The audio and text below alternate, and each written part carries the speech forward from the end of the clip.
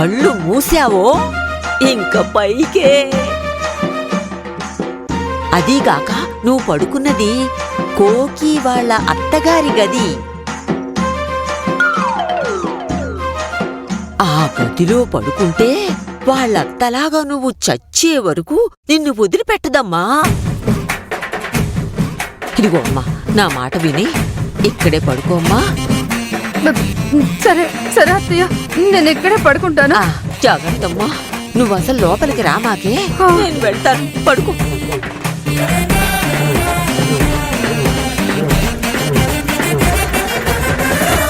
పైకి తీసుకెళ్తారా?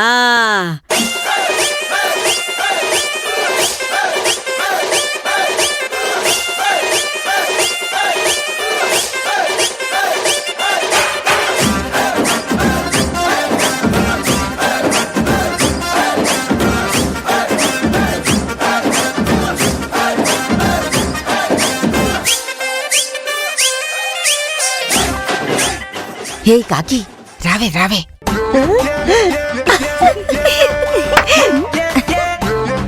పెద్దమ్మా, అనసూయం చూసావా?